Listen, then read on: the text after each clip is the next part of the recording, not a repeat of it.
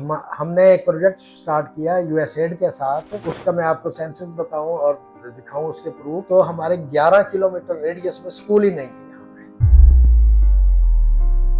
Unfortunately निकाह नामे को हमारे माशरे ने एक इतना बड़ा हवा बना दिया। अगर हमारी एक अनमैरिड लड़की सेकेंड ईयर, थर्ड ईयर या बीएस कर रही है, वो अगर घर में आके निकाह नामे की बात करती है कि आज मैंने निकाह नामा देखा है या मैं निकाह नामा देखना चाहती हूँ, तो उसके घर वाले सारे अलर्ट हो जाते हैं, तुझे निकाह नामे की क्या जरूरत पड़ेगी। अब एक बच्ची 10 किलोमीटर 11 किलोमीटर किस तरह पैदल जा सकती है जहाँ स्कूल ही नहीं है। और वो ये सारा बैंक का, ये रिवर बैंक का एरिया है जो जनाब के साथ साथ एरिया है, वहाँ हमने स्कूल बनाए। यहाँ तक कि हमें वहाँ मैट्रिक टीचर आइडेंटिफाई करना मुश्किल हो गया। अर्ली एज मैरिज बहुत बड़ा इशू है पाकिस्तान का। हमारे स्कूल में एक बच्ची रेशमा 7वीं क्लास में पढ़ती थी, उसकी एक बेटी भी है।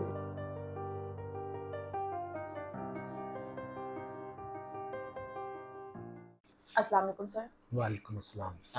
वालेकुम अस्सलाम। सर, आपके पास आने का जो हमारा ऑब्जेक्टिव था, जो आपसे मिलने का हमारा मकसद है, वो यही है कि हम आपसे जानें कि आपकी ये जो ऑर्गेनाइजेशन है जो कि वुमेन्स और चाइल्ड के लिए बेसिकली काम कर रही है, उनके वेलफेयर के लिए दही इलाकों में जाके आप लोग काम करते हैं, वहाँ की आपकी ऑब्जर्वेशंस क्या हैं, वहाँ की ज़िंदगी क्या है और आप किस तरह उन लोगों तक पहुँचते हैं और उनकी कैसे हेल्प करते हैं। थैंक यू एमन। सबसे पहले तो मैं आपको अप्रिशिएट करूँगा और आपका शुक्रिया अदा करूँगा कि आपने एक ऐसा प्लेटफॉर्म इंट्रोड्यूस करवाया है कि जो दूसरे मीडिया से थोड़ा सा हट के है।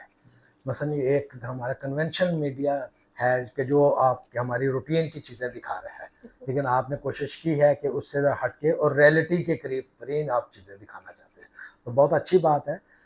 तो उसमें ये देखा गया है कि हमारे जो चीज़ें दिखाई जा रही हैं, जो हमारे सिटीज़ में ऑब्ज़र्व कर रहे हैं, असल में वो रियलिटी से थोड़ी सी चीज़ें हट के हैं। जो हमें मीडिया में दिखाया जा रहा है वो बहुत ग्लैमर और बहुत सारी ऐसी चीज़ें दिखाई जा रही हैं जो पाकिस्तान में हकीकत से दूर दूर से ताल्लुक़ नहीं है उनका। आप गांव में जाके देखें, आम आम मीडियोकर जो लोग हैं उनके साथ अगर आप मिलें, उनसे बात करें, तो आपको पता चलेगा कि बहुत ज़्यादा डिफरेंस है। असल हकीकत क्या है और दिखाया क्या जा रहा है ना। तो ये आपकी बड़ी अच्छी कोशिश है कि आप रियलिटी को दिखाना चाहते हैं, ताकि बच्चों को जब हम दिखाएंगे कि रियलिटी ये है, तो उनके फ्यूचर की बेस उसी पे होगी, रियलिटी पे होगी, एक हवा में नहीं होगी उनकी बेस। जब वो आप देखें और फिर देखा दिखाई से जो है उनका जो फ्यूचर है वो नहीं बनता। उनके अपने अपने सर्कमस्टांसेस मुख्तलिफ होते हैं, हर फैमिली के सर्कमस्टांसेस मुख्तलिफ होते हैं, तो हम दूसरे को देख कर अपना फ्यूचर आइडेंटिफाई नहीं कर सकते। एग्जैक्ट ऐसा ही है, बिल्कुल सर, आपने बिल्कुल सही कहा। तो आप हमारे साथ कुछ रियल टाइम के स्टडीज या कोई अपनी ऑब्जर्वेशन शेयर करना चाहेंगे दही इलाकों में, अगर जो आपका काम है बेसिकली, आप अगर वहाँ पे जाते हैं, कोई कंपेन्स आप चलाते हैं, तो वो किस किस्म की होती हैं, उसमें आप किस तरह से काम करते हैं। जी देखिए, हमारा जो रोशनी वेलफेयर ऑर्गेनाइजेशन का मेजर फोकस जो है वो 90% हम एजुकेशन पे काम करते हैं।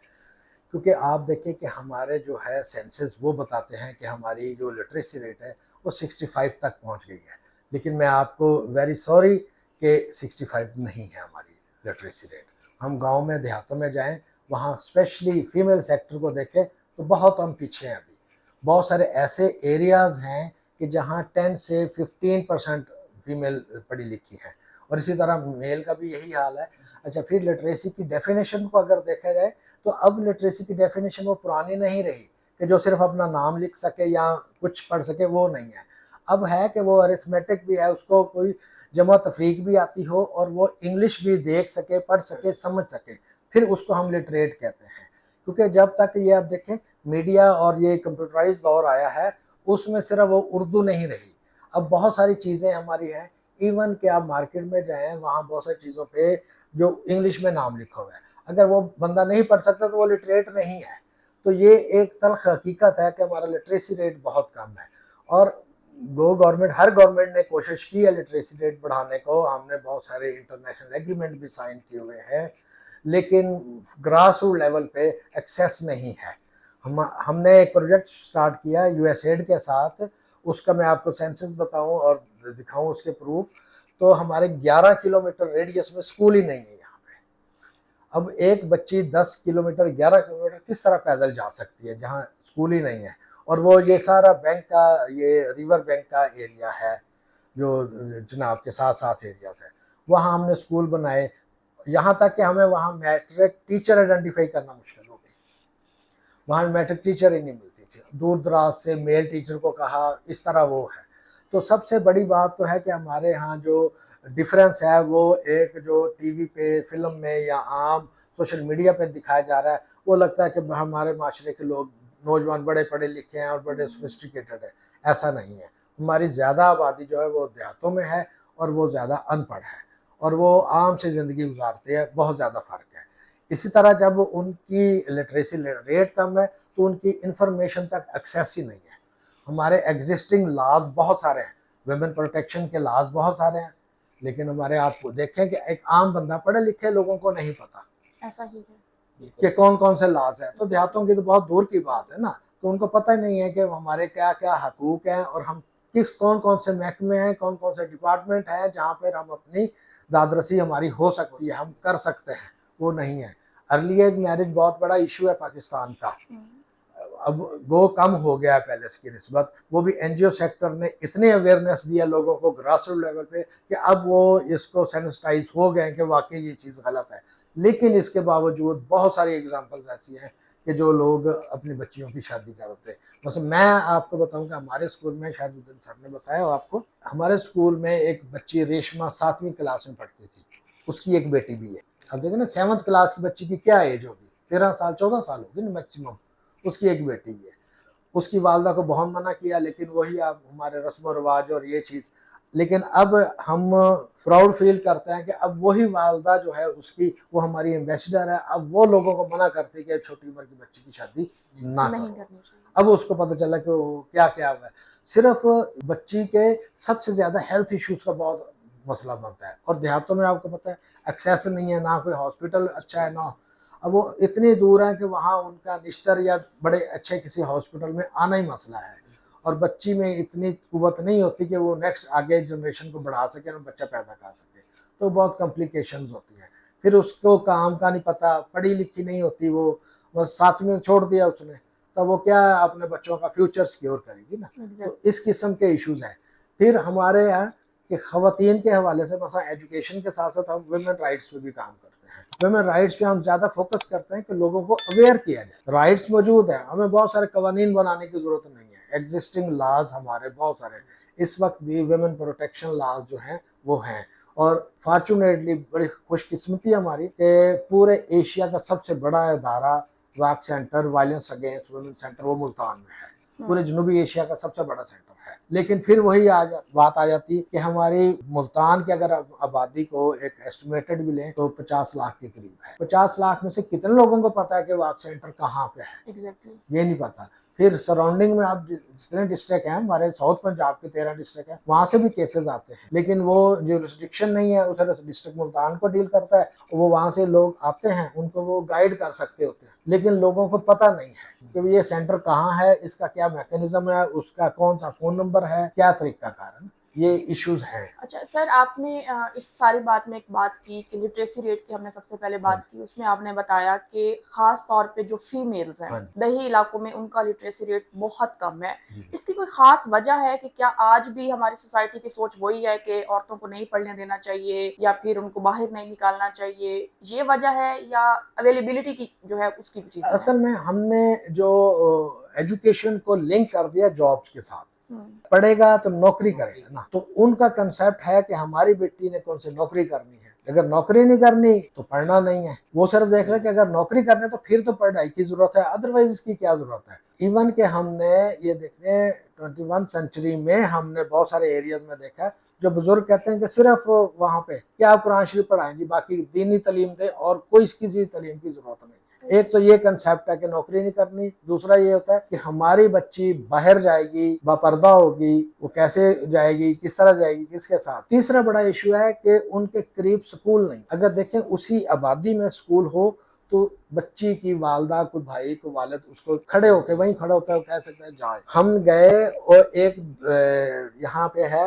पत्ती कालरू इलाका, वहाँ पे एक औरत दुकान चला रही थी, बूढ़ी सी थी। उससे पूछा तो उसने कहा जी मेरी पोतियां और नवासियां नहीं पढ़ती, अब हमने दाखिल कराया तो उनका वालिद सुबह 6 बच्चियों को छोड़ने जाता है 10 किलोमीटर, जब 2 बजे छुट्टी होती है फिर छोड़ के लेने उसको लेकर घर छोड़ के आता है। वो कहती है आप बताएं कौन सा ऐसा बंदा है जो अपने मजदूर को 4 घंटे छुट्टी देगा, सुबह 2 घंटे सुबह और 2 घंटे बच्चियों की। लिहाजा वो तो फिर बंदा रिजर्व हो जाता है सिर्फ छोड़ने और ले जाने में। इस वजह से जिसके बच्चे पढ़ेंगे इसका मतलब वो काम नहीं कर सकता। एक ये वजह है कि स्कूल की एक्सेस नहीं है। दूसरा वो आपको बताया कि जॉब के हवाले से। तीसरा होता है कि वो रिवाज नहीं है हमारे यहाँ कि लोग बात करते हैं कि जी अच्छा अब ये इसकी बेटी पढ़ेगी। माशरा जो है ना वो इतना पिंच करता है, अगर कोई हिम्मत करके अपनी बेटी को एडमिशन भी किसी जगह करवा देता है तो उसके सराउंडिंग के, उसके रिलेटिव्स, उसके जो मोहल्लेदार है वो उसको कहता है कि अच्छा तूने अब अफसर बनाना है, तूने बाबू बनाना है, तो फलां करना है। हम खुद प्रैक्टिकली हमने सुना है कि हम बैठे हुए पास से औरत गुजर गई, हाँ इन्होंने हूँ बाबू बनाना है, इन्होंने हूँ नौकरी कराना है, ये सराइकी में उनको कह रही हो। वो कहते कि ये हमें नहीं पढ़ने देते, ये हमें इस डिमोटिवेट मॉडर्न ज़माने में भी आके, इस दौर में भी आके हम कहीं न कहीं, अगर हम ज़माना जाहिलियत की बात करें तो हम हमारे कुछ इलाके वहीं खड़े हुए हैं अभी। बिल्कुल इसी तरह है। हमने 2004 से एक कैंपेन स्टार्ट की थी कि हम literacy, adult literacy, ALC centre हम कहते थे, एडल्ट लिटरेसी सेंटर। वो हमने USAID की फंडिंग और JSI था उसकी कोलैबोरेशन से हमने यहाँ पे 20 सेंटर बनाए। हर सेंटर में 20 खवातीन को दाखिल किया और उसमें हमारी जो एज लिमिट थी वो 20 से 40 साल की थी। और हमें जब हमने एडमिशन की, हमारी टीचर ने कैंपेन शुरू की एडमिशन की, तो हमें अक्सर वहाँ सुनने को यही मिलता था, औरत कहती थी कि मेरी 32 साल उम्र है लेकिन मैं पढ़ के क्या करूँगी। वो मुझे खुद उन्होंने कहा कि आप मुझे बताएं मैं क्या करूंगी पढ़ के। अब मेरे पास क्या जवाब था कि भाई आप क्या नौकरी करेंगे, तो मैंने नौकरी तो नहीं करनी। लेकिन उनको ये बार-बार करवाना पड़ता है कि ये देखें तालीम हासिल करना हमारे मजहब में भी है। अगर आप सिर्फ मजहब को लें तो स्वाब तो है। दूसरा यह है आपने नहीं नौकरी करनी, आपके बेटे ने बेटी ने करनी है। मैं क्या वो भी नहीं करेंगे, आपका पोता पोती करेंगे। जब आपको पता ही नहीं होगा कि ये क्या कर रही है और क्या कर रहा है, पढ़ रहा है नहीं पढ़ रहा, तो आप कुछ भी नहीं है ना। तो अगर आप खुद पढ़े लिखे होंगे कुछ, तो आप बच्चे को पढ़ा नहीं सकेंगे, लेकिन आपको पता चलेगा कि ये कुछ लिख रहा है या पढ़ रहा है। तो इसमें बच्चे का आपके थर्ड जनरेशन का फायदा है। फिर उन्होंने एडमिशन ली लोगों का, फिर यही है। दूसरा सबसे बड़ा जो इशू है वो है आजकल की महंगाई। और ये बहुत बड़ा इशू है। लड़कियां, खवातीन हमें बरमला हमारे सामने कहते हैं कि हमें वो काम बताएं जिससे पैसे कमाएं। अब हम कहें कि आप स्कूल दाखिल हो जाओ, कहते इससे तो पैसे नहीं कमाए जाते। वो कहते हैं हमें स्किल सिखाया जाए, दस्तकारी स्कूल बनाओ। फिर हम उनको बड़ी पुरानी मिसालें देके कहते हैं कि ये दौर वो नहीं है कि आप घर में एक लड़की एक सूट सीख कर गुजारा कर सकते। अब वो दौर नहीं रहे, अब उतने में गुजारा नहीं होता। अब आपको बाहर निकलना पड़ेगा। जब आप बाहर निकलेंगी, पढ़ेंगी, स्किल सीखेंगी, अच्छा फिर अगर वहीं एरिया में आप सीखेंगी तो आप सादा शलवार कमीज सीना सीखेंगी ना। अब वो चीज़ें नहीं है। हर बंदा कहता है मुझे डिज़ाइन की भी चाहिए, मुझे ये भी चाहिए, मुझे अपडेट चीज़ें चाहिए। तो अपडेट चीज़ें उसी वक्त मिलेंगी अगर आप अपडेट सोसाइटी में मूव करेंगे। ठीक है, उसके अलावा आपने बात की वुमेन राइट्स की। जी वुमेन राइट्स में जैसे एक बहुत बड़ा मसला है हमारी सोसाइटी का कि जायदाद का हक दही इलाकों में नहीं दिया जाता, और कहीं ना कहीं जायदाद अपने उसमें ही रहे इसलिए छोटी उम्र में शादियां भी कर दी जाती हैं। तो इस चीज पे आप लोग अवेयरनेस दे रहे हैं, इस देखिए चीज पे भी काम करते हैं? जी, वुमेन राइट्स में सबसे जो बड़ा एक एग्रीमेंट खातून की ज़िंदगी में होता है वो होता है निकाह नामा उसका, बेशक। जो इन फ्यूचर उसके 40, 50, 60, 70 साल का एक एग्रीमेंट है। अनफॉर्चुनेटली निकाह नामे को हमारे माशरे ने एक इतना बड़ा हवा बना दिया। एक अनमैरिड अगर लड़की, आप देखें कि आप इस मीडिया में है, इस ऐड पे, अगर हमारी एक अनमैरिड लड़की सेकंड ईयर, थर्ड ईयर या BS कर रही है, वो अगर घर में आके निकाह नामे की बात करती है कि आज मैंने निकाह नामा देखा है या मैं निकाह नामा देखना चाहती हूँ, तो उसके घर वाले सारे अलर्ट हो जाते हैं कि कुछ कर रही कि होगी, ये क्या कुछ गलत चक्कर है, ये क्या कर रही है, ये तुझे निकाह नामे की क्या जरूरत पड़ गई। हालांकि निकाह नामे में एक पेपर या पर लिखा है, एक डॉक्यूमेंट ना कि क्या एग्रीमेंट होता है। ठीक है, हम जमीन, जायदाद, गाड़ी, सोना ये खरीदते वक्त 10 जगह से पता करते हैं और उसको पता होता है कि इसका मालिक कौन है, क्या करता है, क्यों बेच रहा है, क्यों खरीद रहे हैं, ये कर रहे हैं। निकाह नामे के वक्त लड़की को पता ही नहीं होता। मैं खुद एज ए ट्रेनर जेंडर क्या वुमेन यूनिवर्सिटी में मैंने बहुत सारी ट्रेनिंगें करवा रही है, हमारी पूरी एक सीरीज है और हमारा एग्रीमेंट है वुमेन यूनिवर्सिटी के साथ। यकीन करें वहाँ जो पीएचडी डॉक्टर्स पढ़ा रही हैं, मैंने उनसे पूछा कि आपने शादी से पहले निकाहनामा देखा? तो उन्होंने नहीं देखा होता। वो उसी वक्त निकाहनामा देखते हैं जिस वक्त उन्होंने वहाँ पे साइन करने वो होते हैं। दिखाते कब है, वो साइन का ही यस, कॉलम दिखता है। अब उस वक्त वो देखें, वो इतना बड़ा एग्रीमेंट है, सारी जड़ है वो, सारी जिंदगी का आपका वो होता है। हाँ जी, उसमें देखें वो उस वक्त उनके रिलेटिव्स, मैं तो बड़ी सादा लैंग्वेज में उनको कहता हूँ कि आपके एक साइड पे चाचा, एक साइड में मामा, फूफा, खालू, वालिद, भाई, ये खड़े होते हैं। आप उस वक्त कहते हैं कि यहाँ साइन कर दे और यहाँ साइन कर दे। आप बताएं उस वक्त लड़की क्या इनकार कर सकती है?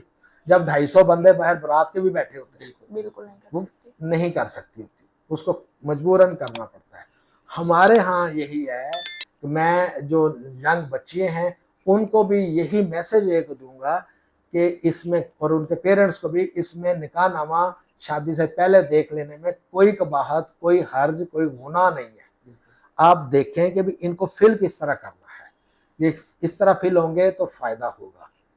और उसको हमारे फिर अनफॉर्चुनेटली निकाह खान, हमारे 80% निकाह खान ही अनपढ़ हैं, उनको पता ही नहीं है। वो सियासी बेस पे जो है, वो जब नाज़िम और चेयरमैन थे उन्होंने अपने लोगों को नवाजने के लिए उनको लाइसेंस दिए निकाह रजिस्ट्रार के कि तू भी निकाह रजिस्ट्रार, तू भी निकाह रजिस्ट्रार। उन्होंने आगे निकाह खान मौलवी रख लिया कि जिसको 6 कलमे आते हैं, उन्होंने वो पढ़ा दिया निकाह नामा पे वो क्रॉस कर देते हैं। अब यकीन करें क्रॉस जो होता है वो अगर 6 लाइनें हैं तो 5 पे हो गया, 1 लाइन मिस हो गई तो उस पर जो मर्जी लिखा जाए बाद में। जबकि गवर्नमेंट ने कहा हुआ है कि क्रॉस नहीं करना, आपने तहरीर करनी है। अगर सपोज वो लिखते हैं कि कोई शर्त नहीं है, तो आप लफ्ज लिखें कि इस मद में किसी किस्म की कोई शर्त नहीं है, क्रॉस नहीं करते। क्रॉस पर कुछ भी लिखा जा सकता है, जब तहरीर लिखोगे उसमें चेंज नहीं होता। तो हमारे लोगों को चाहिए कि एक तो मैं इसी में हमेशा ट्रेनिंग में ये कहता हूँ कि निकाह शादी वाले दिन ना करें, आप 2 दिन 4 दिन पहले कर लें, क्योंकि जब आपके पास 500 बंदे खड़े हो आप क्या कर सकते हैं? उस वक्त कुछ भी नहीं कर सकते ना। अब ये चीज़ें, बहुत सारी चीज़ें डिसाइड करने की होती हैं जो पहले की जाती है, फिर निकाह किया जाए और एग्रीमेंट उसको देखा जाए कि हाँ ये है, नंबर 1। नंबर 2, अभी भी हमारे साउथ पंजाब में अनफॉर्चुनेटली बहुत ज़्यादा, सिंध में उससे ज़्यादा है कि हमारी जायदाद बाहर ना जाए। बहुत सारी लड़कियों की सिंध में तो किसी की दरख्त से शादी कर दी, किसी से कबूतर से शादी कर दी, किसी से कुरान से शादी कर दी। दरख्त से शादी क्या है कि वो दरख्त को, उसको पौधा लगा दिया कि भाई ये आज से तेरा खामद है, तेरा निकाह हो गया, तूने इसकी देखभाल करनी है, गोडी कर रही है, समझो तुम इसकी खिदमत कर रही हो। वो इस किस्म के इशू अभी सिंध और इधर अगर हैं तो वो है, वो सिर्फ क्या बहाना है जायदाद बाहर ना जाए। तो गवर्नमेंट स्टेप ले रही है, मसलन लाज आ रहे हैं प्रोटेक्शन के, बड़ी अच्छी है। तो उसमें हमारे सिर्फ एनजीओ को नहीं, बाकी हर हमारे माशरे के फर्द का फ़र्ज़ है कि इन चीज़ों को उजागर करें और उनको लोगों को समझाए कि भाई ये गलत है, ये हमारे ना मज़हब में है ना कानून में है। तो अच्छा, दूसरा ये हुआ कि जायदाद का जो हक है विरासत का, वो 2019 में बना था कानून, एक नया उन्होंने अमेंडमेंट की, वो बड़ा अच्छा है कि जब बंदा कोई फौत हो जाता है तो उसकी विरासत ऑटोमेटिकली उसके वारसान के नाम, वो जितनी बेटियां जितने बेटे हों, वो ये नहीं कि सिर्फ बेटे हकदार हैं, वो ऑटोमेटिकली चढ़ जाएंगे। अब पल्स एक प्रोजेक्ट गवर्नमेंट ने शुरू किया हुआ है, मौजूदा गवर्नमेंट ने, पल्स के नाम से।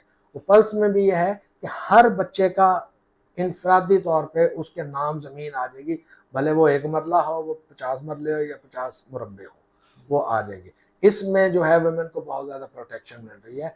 उसमें पहले बहुत ज़्यादा पटवारी और आगे आगे चक्कर थे, वो जब से कि ये कंप्यूटराइज सिलसिला हुआ है और ये पल्स और ये सारे प्रोजेक्ट शुरू हुए हैं तो लोगों को ज़्यादा सहूलत मिल रही है। सर, आप जैसे बात कर रहे थे कि आप ऐसे इलाकों में जाके लॉ सिखाते हैं, निकाहनामे के बारे में बात करते हैं, जायदाद के बारे में बात करते हैं, तो क्या वहाँ की जो सोसाइटी है, मेल सोसाइटी, उसकी तरफ से आपको कोई रेजिस्टेंस आती है? देखें, हमारा उसमें ना स्ट्रेटजी हमारी ये है कि अगर हम पहले दिन जाएं, किसी भी अननोन इलाके में जाएं और हम वहाँ पे जनाब मजमा लगा के कहें कि हम ख़वातीन के हकूक़ की बात करने आए हैं या हम ख़वातीन को इकट्ठा कर लो और हम बात करेंगे, उनको निकाह नामे की सिखाएंगे, तो वो उनका डायरेक्ट हिट होता है कि ये तो हमारी ख़वातीन को शायद ख़राब करने आए हैं ना, ये ख़राब कर रहे हैं।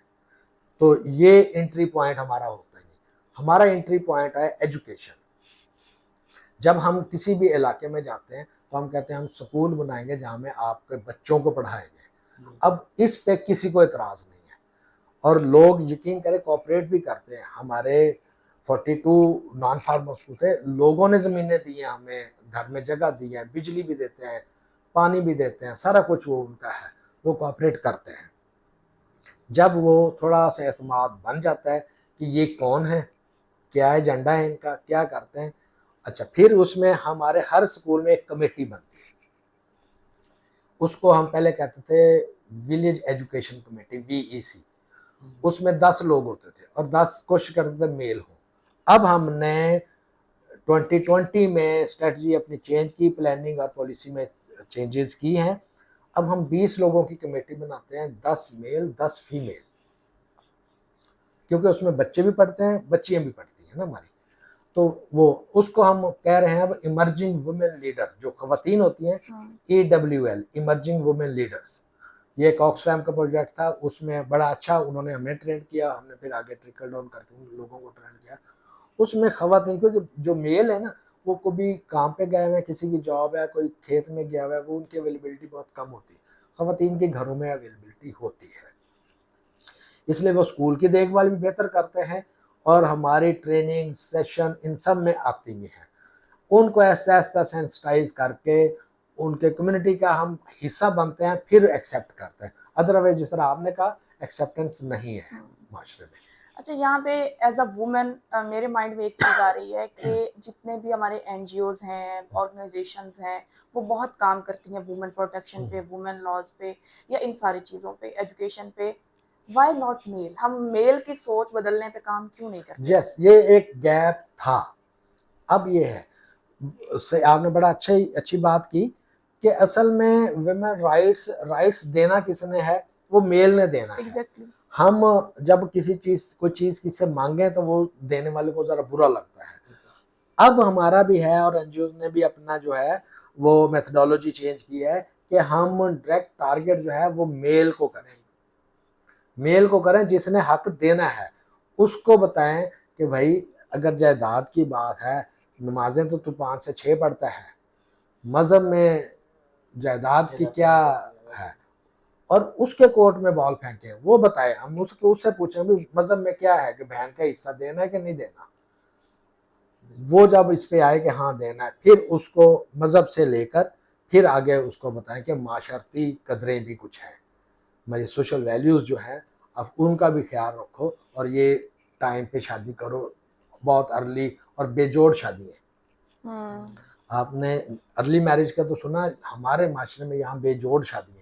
बेजोड़ शादियाँ ये है कि लड़की 28 साल की है, लड़का 14 साल का है, और लड़का या मर्द कह लो वो 50 साल का है, लड़की 21 साल की है। क्यों? कि वो उसके बाद जायदाद है, तो बस ठीक है, यहाँ ख़ानदान से बाहर ना जाए कि जनाब ये जो हमारे घर की लड़की है ये बाहर नहीं जानी चाहिए। भाई बाहर नहीं जाना चाहिए, अच्छा कुछ लड़की पढ़ गई है, लड़की ने MA किया हुआ है, लड़के ने मैट्रिक भी नहीं किया हुआ है, सिर्फ कज़न है कि जो बाहर नहीं जानी चाहिए, बचपन से इसकी मांग है और एंगेजमेंट हो गई है। ये बेजोड़ शादी है, ये जो है ना ये माशरे में बिगाड़ पैदा करती है। और मेरे ख्याल से इन बेजोड़ शादियों के बाद फैमिली कर तो देती है, लेकिन उनके बाद जो उनका गुजारा है, मसाइल है, तब फैमिली साइड पे होती है। ये खुद देखें भाई। यस, देखें जब निकाह नामे की बात होती है ना तो उसमें यकीन करें इतनी वो है। आपने बड़ी अच्छी बात की कि मैं फिर उसमें भी ट्रेनिंग में कहता हूँ कि निकाह के वक्त जो गवाह होते हैं ना वो अब यंग क्यों नहीं रखते। भाई वो जो फूफा मरने वाला है उसका नाम लिखेंगे, वो हमारे माशरे में है कि वो सबसे पहले नाराज होता है।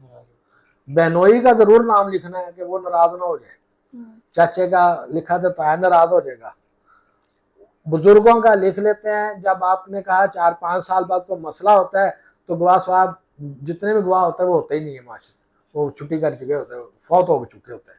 तो मेरा है कि अगर चचा का बेटे का लिखवाया जाए, जिंदगी मौत तो अल्लाह के हाथ में है, लेकिन फिर भी एक ऑप्शन तो है ना कि यंग बंदे को रखें जो कचहरी जा सके। खुदा न खास्ता कचहरी में, अब हम कचहरी में हमारे मलिक सिद्दीकी में डोगर एडवोकेट जो हैं वो हमारे लीगल एडवाइज़र भी हैं, हमारे केसेस भी करते हैं वाली ना। शिरकतगाह इदारे के साथ हम एक टाइम में 8 केस इस तरह के वुमेन के लेते थे। तो वो उनके पास जब जाते हैं, जब हम कहते हैं कि गवाह, वो गवाह कहते हैं जी वो तो 4 बंदे थे, 2 तो फौत हो गए, 2 चल ही नहीं सकते, अब वो कौन आएगा फिर। तो इस वजह से ये बहुत छोटी छोटी चीज़ें हैं जो शादी के बाद फ्यूचर में जो है ना वो उसकी बच्ची की सिक्योरिटी कह लें या प्रोटेक्शन में काम आती है। अब बहुत सारे लोग हैं वो कहते हैं जी वो चल नहीं सकते या अनपढ़ हैं, उसको पता नहीं होता कि मैं बस गवाह हूँ, हाँ शादी मेरे सामने हुई है, वो साइन कर दिया, क्या डिसाइड हुआ है, हकमर का है, कोई ख़ास कंडीशन, कोई क्या शराइत है, उसको किसी चीज़ का नहीं पता होता। तो इसलिए आप ये मैसेज दें कि लोग जो हैं वो यंग लोगों को गवाह बनाया करें और पढ़े लिखों को बनाया करें जो कोई बात समझ भी सकें। क्योंकि देखें हर केस का फैसला अदालत में हम चाहते ना हो, मेडिएशन भी करते हैं हम कि दोनों फरीकों को बिठाया मेडिएशन करे कि भी इसमें कुछ रास्ता निकाल लें। अगर कुछ बंदे अनपढ़ होते हैं वो बज़िद हो जाते हैं किसी चीज़ पे, नहीं जी हमारे ख़ानदान में ये नहीं होता जी, भी ख़ानदान में कोई नहीं होता है ये। उनको फिर कई बार कहना पड़ता है कि आपके ख़ानदान में पहले तलाक़ें हुई हैं, ये पहली हुई है ना, ये भी तो नई चीज़ शुरू होगी ना। तो आप उससे हटें, इसको अच्छी तरह है ना। इसलिए तो डाइवोर्स का रेशो बहुत ज़्यादा है बेजोड़ शादियों की वजह से, या फिर वो है कि वो आपस में अंडरस्टैंडिंग ना बन सकी तो उसमें लड़ाई झगड़े कोर्ट कचहरी, उसमें ज़िंदगी तबाह होती।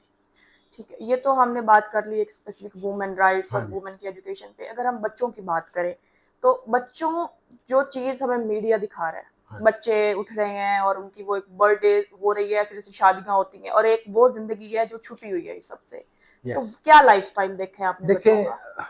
आपने बड़ी अच्छी बात की बर्थडे की। बर्थडे देखिए हमारे माशरे में ये बहुत सारी चीज़ें नई नई आ रही हैं, मैं इसके ख़िलाफ़ नहीं हूँ कि भी नहीं आनी चाहिए। हमारे दौर में तो वैलेंटाइन डे नहीं होता था कि हमारी शादियाँ नहीं हुई या कामयाब नहीं हुई, ऐसा ही है। ठीक है ना, हमारी शादियाँ भी हुई कामयाब, या अल्लाह का शुक्र है। वैलेंटाइन डे तो मैंने तो कभी नहीं किया था बेगम को जाके स्पेसिफिकली वो दो और ये सारा कुछ करो। अच्छा ये होनी चाहिए, चलो ठीक है, एक रस्म है, एक मसन के एक इफेक्शन है, मोहब्बत बढ़ती है या नहीं बढ़ती है तो बात की बात है। अच्छा दूसरा बर्थडे है, बर्थडे नहीं होती थी अब होती है। अच्छा फिर उसमें देखें कि कितने लोग हैं जो ये चीज़ें अफोर्ड करते हैं, असल इशू ये है कितने लोग हैं ये अफोर्ड करते हैं। अब आप एक टीवी पे एक बच्चे की, बड़ी हाई सोसाइटी के बच्चे की अच्छे होटल में बर्थडे सेलिब्रेशन दिखा रहे हैं, अब उसको गरीब बच्चा भी देख रहा है, उसको फ़कीर बच्चा भी देख रहा है, उसको अमीर भी देख रहा है, उसको मिडिल क्लास का बंदा भी देख रहा है। अब जो उसी सोसाइटी का होगा तो वो तो बच्चा उसी दिन से डिमांड करेगा मैंने भी ऐसे ही करनी है, तो उसका पेरेंट्स तो उसको अफोर्ड करते होंगे, वो कर लेंगे। जो मीडियोकर होगा, मिडिल क्लास का होगा, वो डिमांड करेगा बच्चा, तो उसके पेरेंट्स उसको कुछ कदरे कम करके, जो जिस तरह हम लोग करते हैं कि भाई बहुत लंबी चौड़ी ना करो, घर में केक मंगवा लो जी, सिर्फ बहन भाई बैठो और केक कर लो, ये। अब जो गरीब बच्चा होगा वो क्या डिमांड करेगा, लेकिन शौक तो होगा ना उसको भी। अब वो जो है वो माशरे में गलत चलेगा। बात वही है ना कि वो मीडियोकर जो है वो उन अमीरजादों को देखता है सोशल मीडिया पर। अब सोशल मीडिया पर अगर एक बंदा अपने बच्चे की सालगिरह कर रहा है, अब उसने इतने पैसे लगाए हैं कि उस मीडियोकर की टोटल सैलरी भी उससे कम है, बिल्कुल तो वो अपनी औलाद को उस लेवल तक कैसे लेकर जाएगा। और जो उसका बच्चा है वो तो यही सोचेगा ना कि शायद असल जिंदगी ये है, हालांकि वो असल जिंदगी नहीं होती। तो जो सोशल मीडिया पर ये चीजें दिखाई जाती हैं, तो आपकी नज़र में भी क्या है कि ये गलत है, इस तरह से नहीं दिखाना चाहिए? जी दिखाना, देखें उसको क्लास वाइज दिखाए ना आप। मसलन के एक बच्चा है, उसके पेरेंट, उसका वालिद उसको जनाब गिफ्ट में आईफोन दे रहा है, अब जो गरीब बंदा है, गरीब बच्चा है, वो भी एक्सपेक्ट कर रहा है मेरा वालिद मुझे आईफोन दे। अब वो आईफोन सारी ज़िंदगी खरीद नहीं सकता, तो बच्चा कहता है कि शायद मुझसे मेरा वालिद मोहब्बत नहीं करता, उसके अबू ने तो दिया है, ये क्यों नहीं दे रहे। वो बच्चे को नहीं पता होता कि पीछे बैकग्राउंड क्या है ना, इसकी मेरे वालिद की तो इतनी अर्निंग नहीं है। अच्छा फिर कुछ ये, और कुछ ये है कि कंपटीशन। बच्चा जब स्कूल कॉलेज में इधर जाता है तो बच्चा वो कहता है मैं तो आज सबकी बर्थडे है जी, तो जब दूसरे गरीब बच्चे की आती है वो कहता मैं भी करूं, बाकी सब ने की थी, वो फिर चोरी करता है, घर से शुरू होता है, ऐसा ही है। वो चोरी करता है, अनफेयर मीन्स यूज करता है कि पैसे कहीं से भी मिले, तो यहाँ से माशरे में बिगाड़ पैदा शुरू होता है, वो फिर बड़ा होता है खुदा न खास्ता। क्योंकि आजकल जो एजुकेशन सिस्टम है, जो नॉलेज जहाँ से हम लोग ले रहे हैं, जो स्कूलिंग है, वो भी आजकल इतना हाई लेवल अपना दिखाते हैं। अब जो मीडियोकर बच्चा जो गवर्नमेंट स्कूल में पढ़ रहा है या एक छोटे स्कूल में पढ़ रहा है, तो उसके लिए ये चीज़ें वो देखेगा। अगर वो कोई बच्चा किसी बड़े स्कूल में, तो इंटरनेशनल स्कूल में पढ़ रहा है, तो उसका डिफरेंस बहुत ज़्यादा डिफरेंस है ना। हमारे यहाँ देखें, एक तो हमारा वेलफेयर वो नहीं है, स्टेट नहीं है ना, वेलफेयर स्टेट नहीं है, ये कोई कनाडा नहीं है कि वालिद की जॉब नहीं है तो गवर्नमेंट सपोर्ट करेगी, ये ऐसा नहीं है ना। बिल्कुल। वो बहुत सारे हमारे बेरोजगार होते हैं, और बहुत हमारे लोग ऐसे भी हैं जिनकी यकीन करें 2 वक्त की रोटी नहीं पूरी होती। अब वो क्या, कहाँ बच्चे को आला तालीम दें, कहाँ बच्चे की बर्थडे करें, कहाँ उनको सैर पे लेके जाएं, कहाँ उनको इंटरटेन करें। तो हम कहीं ना कहीं इस बात को ये कह सकते हैं कि हमारा सोशल मीडिया क्राइम रेट बढ़ाने में, मेंटल हेल्थ इश्यूज बढ़ाने में कहीं ना कहीं कोई रोल प्ले कर रहा है। देखिए, वो असल में इनडायरेक्टली उनसे पूछे वो कहेंगे नहीं हम तो बहुत अच्छी चीजें दिखा रहे हैं ना, लेकिन इनडायरेक्टली इफेक्ट हो रहा होता है ना। वैसे मोबाइल का यूज है, आप सोशल मीडिया देख रहे हैं, सोशल मीडिया में बहुत सारी चीजें हैं, वो हर अच्छा भी है बुरा भी है। इसी तरह ड्रामे में, टीवी ड्रामे में जो चैनल हमारे हैं वो ग्लैमर बहुत ज्यादा दिखाते हैं। ऐसा ही है। बस मैंने अभी एक ट्रेनिंग थी प्रपोजल राइटिंग की, मैंने उसमें गर्ल्स थी सारी, और सारी बीएस की थी, यूनिवर्सिटी की लड़कियां थी, तो मैंने उन्हें प्रपोजल राइटिंग के स्टार्ट में कहा कि आप समझे कि आपके भाई की शादी है और आपने सारी चीज़ें अरेंजमेंट आपने करनी है, उसे एक्सेल पे बनाए और आगे अमाउंट भी लिखे। लड़कियों ने 40-40 लाख रुपया लिखा शादी का खर्च, और उसमें फिर मैंने जब ठीक करवाया सबको, उसमें देखें उन्होंने क्या लिखा हुआ था कि मेहंदी पे फूलों का जो डेकोरेशन का खर्चा 20,000 रुपया, उपटन पे 20,000 रुपया, बारात पे सिर्फ फूलों का ये 50,000 रुपया, ये इस पे, और वीडियो बनाने पे जो उन्होंने बनानी है अपनी मूवी, उस पे 2.25 लाख रुपया। मैं कभी ये क्या कहते जी 8 कैमरे लगते हैं, ड्रोन। अब ये देखें ना, अब आप बताएं कि 35-40 लाख में हमारे देहात के, हमारे आम एक दिहाड़ीदार बंदा जिसकी बेटी है, उसकी बेटी पे क्या 40 लाख रुपया खर्चा, वो कहाँ से करेगा? लेकिन उसकी बेटी देखती वही है, वही ड्रामा देख रही है, करोड़पति की बेटी भी और दिहाड़ीदार बेटी की बेटी भी वही ड्रामा देख रही है, क्योंकि अब वहाँ साइकी चेंज होती है। अच्छा, रातों रात अमीर, देखें हर बंदे का शौक है कि मैं रातों रात अमीर हो जाऊँ। अब उसको वो हर मीडिया यूज करती है, कुछ पॉजिटिवली होती है कि मैं पढ़ूं, मेहनत करूं, सीएसएस करूं और अच्छी जॉब मिल जाए तो मैं अमीर हो जाऊंगी। कुछ कहती है तो बहुत लंबा वो है, शॉर्टकट करो। वो फिर जनाब कहते हैं अच्छा ये जनाब अदाकारा हो और ये लोग बड़े फेमस भी हैं और ग्लैमर भी है, वो इस तरफ चल पड़ते हैं। वो आगे आपके माशरे में आपको पता है कि क्या हालात है, क्या चल रही है और वो किस तरह पहुंची है यहाँ तक ना, ये नहीं। तो इसको अगर हम वाइंड अप करें और एक कंक्लूजन की तरफ आए, तो आप हमारी ये जो जेन जी है, जिसको आजकल कहते हैं जेन जी, जनरेशन जी, इसको आप क्या कहना चाहेंगे कि ये किस तरह लाइफ को देखे, लाइफ की स्ट्रगल्स को, और अपना फ्यूचर किन बेसिस पे बनाए? देखें, एक तो सबसे अहम चीज़ है कि जो आपने जेन जी को कहा, उसको एक मैसेज है कि वो मज़हब से दूर ना हो। ये बहुत बड़ा इशू अलमिया हमारा कि हम मज़हब से दूर हो गए। हमारे पास एक ऐसी किताब है कि जो A to Z हर चीज़ के मसले का हल उसमें है, बेशक, और वो कुरान की सूरत में हमारे पास मौजूद है। ठीक है, दूसरा उसी